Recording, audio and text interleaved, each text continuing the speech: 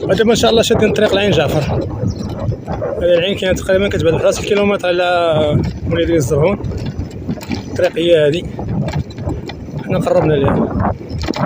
نستكشفوا هذا المكان هذا اللي ما معروفش، قليل الناس اللي تيعرفوه. السلام عليكم. جعفر باقي شويه قدام. شحال تقريبا ديال الوقت؟ 6 كيلومتر. باينه فيها البلاكه ديالها؟ لا تصل الدوار، تفوت الدوار تجي واحد المساحه الجبل. تفوت الجبل. تفوت الدوار. الله يرحم والديك. باقي شويه الطريق.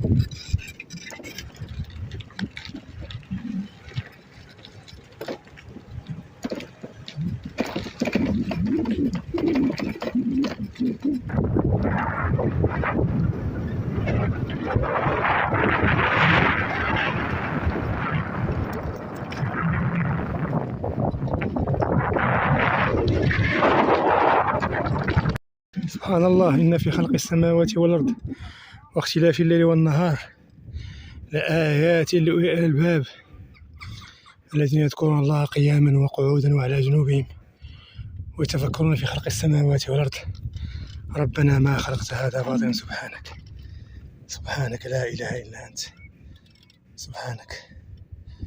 التدبر في خلق الله عز وجل وفي ملكوته يكسب المرء نوعا من الخشوع، فيعرف الإنسان أن الله عز وجل عظيم، وأن الله عز وجل قادر على كل شيء، وأن الله أكبر من كل شيء سبحانه وتعالى.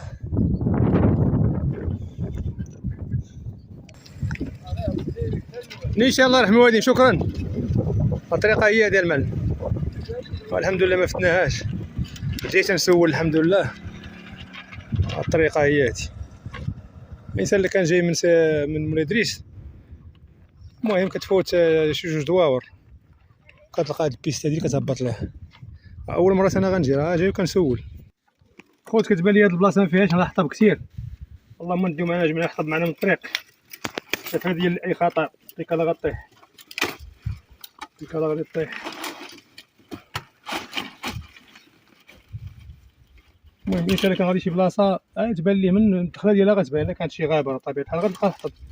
هذا هذا كاين عز الزيتون هنايا، واحد يجمع حطيبه في الطريق ما يبقاش في الاخر يبقى يقلب ويضيع الوقت.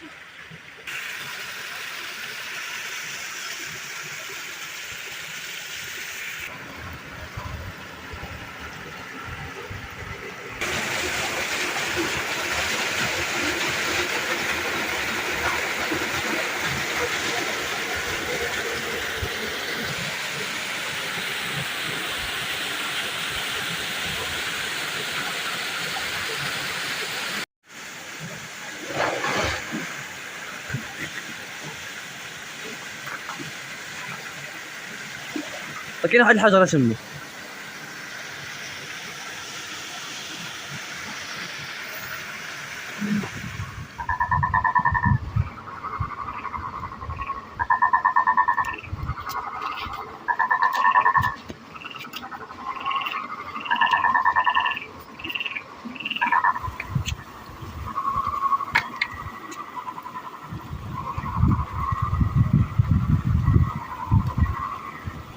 البصاره مرحبا بكم، مرحبا بالناس ديال وزان والشاون. حنا راه ولينا فايتين في البصاره. هاهي بصاره ما كاين لا كوكوط لا والو، جات خاتها تبارك الله. ما كاين لا طحان ولا والو، طاحونه وهي تحرق.